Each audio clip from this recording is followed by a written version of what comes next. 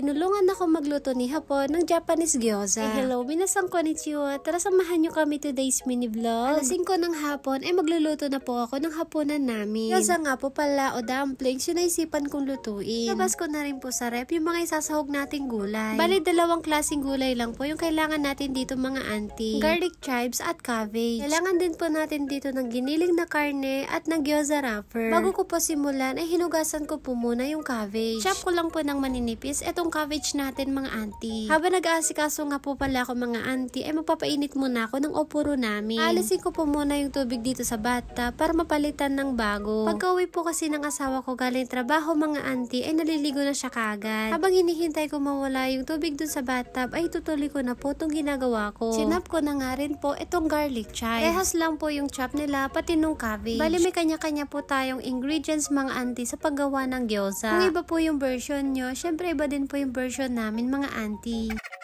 Itong ingredients nga po pala na to ay hindi ko sariling version mga auntie. Sariling version po ni asawang Hapon. Habang nag-aasikaso ako ng hapunan namin ay dumating na rin po si asawang Hapon. Inuha ko ngayon dala-dala niya mga auntie. Bali bumili siya ng oroncha at ng itlog. Natanggal na nga rin po pala yung tubig na tinatanggal ko kanina. Kaya maglalagay na rin po ako dito ng panibago. Siyempre bago natin lagyan to ng tubig mga auntie, kailangan muna natin tong hugasan. Kapag nahugasan na po ay may pipindutin lang po ako dyan at kung saan nang lalabas yung mainit na tubig. Babalik na sana ako sa ginagawa ko mga auntie. Kaso nga lang itong si Hapon ay niloloko niya ako.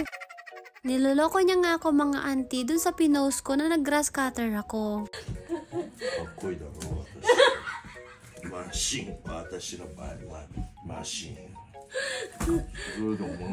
Kung napanood nyo po yung nag-grass cutter ako mga auntie na may tugtog, ay binibiro nga ako dun ni Hapon. Ang sabi niya nga mga auntie, kanino daw ako nagpapaapi? Sa selos nila kay ko mga auntie.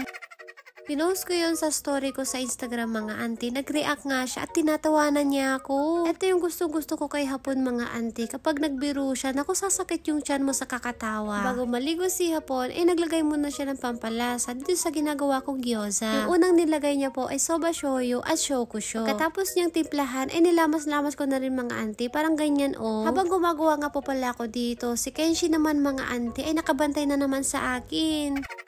Etong gyoza na ginagawa ko, ito na po yung pinakamadaling gyoza na hindi mo na kailangan ng maraming ingredients. Pag gumagawa ko dito ng gyoza, si Hapon naman mga auntie ay pinapanood niya yung mga mini vlogs namin. Tinitignan lang po niya yan mga auntie at hindi rin po siya nakakaintindi ng Tagalog. Ipapakita ko na rin po pala sa inyo kung paano ako gumagawa ng gyoza. Bali ganito nga po pala ako mag-wrap mga auntie. Maliit tong gawa ko mga auntie pero at least cute size.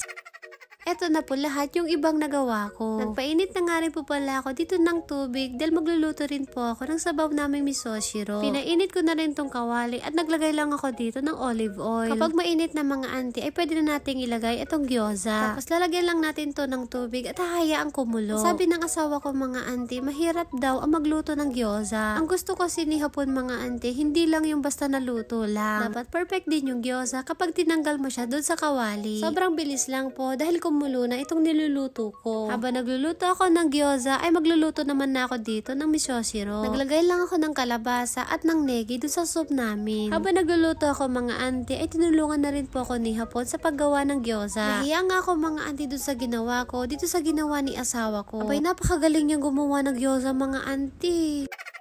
Walang kahirap-hirap yung paggawa niya mga auntie, samantalang ako, nahihirapan pa akong mag-wrap. Yan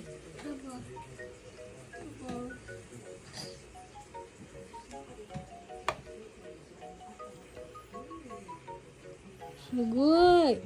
Ay, Papa.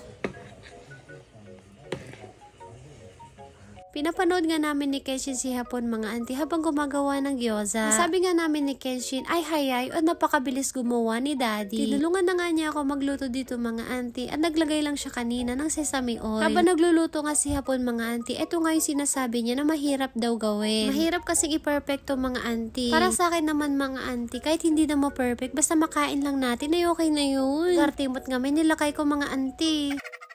Ito nga yung niluto ko kanina, kaso nga lang hindi siya maganda. Si Kenshin naman ay nagutom na, kaya nauna na siyang kumain. Si Hapon naman ay nagluto na ulit ng gyoza. Hindi ko na nga nabidyohan si Hapon mga auntie, pero itong gawa niya ngayon ay maganda. Ito po yung niluto ko, at ito naman po yung niluto ni Hapon. Mas maganda yung niluto niya mga auntie kaysa dun sa niluto ko.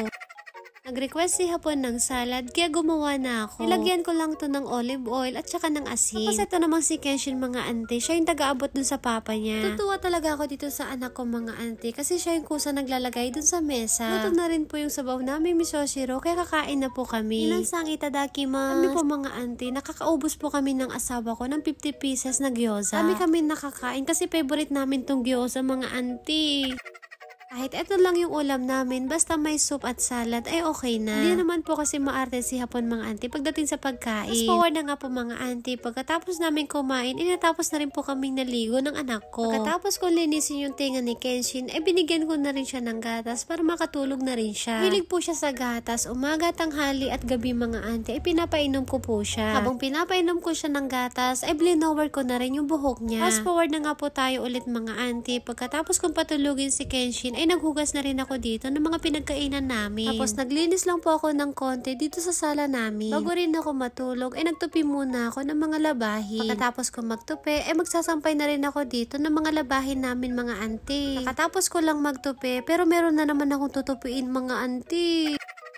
Kahit 3 lang po kami dito sa bahay namin, ay ganito po talaga yung ginagawa ko. Naglilinis, naghuhugas, nagtutupi, naglalampaso. Lahat yan mga auntie ay ginagawa ko. Kasi araw-araw po mga auntie, paulit-ulit lang po yung ginagawa natin. Pagkatapos mo maglinis, ay makalat na naman. Araw-araw tayo nagpapalit ng damit, kaya meron tayong mga labahin. Syempre, araw-araw din tayong kumakain, kaya araw-araw din tayong naghuhugas. So, ganun lang po mga auntie, no? Paulit-ulit lang po yung ginagawa natin araw-araw, pero wag po tayo mapapagod at magsasawa. Enjoy natin yung ginagawa natin kasama ang pamilya. Yun lang po at dito na po natatapos ang aking mini vlog. Maraming salamat po. Thank you for watching. Sayonara and bye-bye!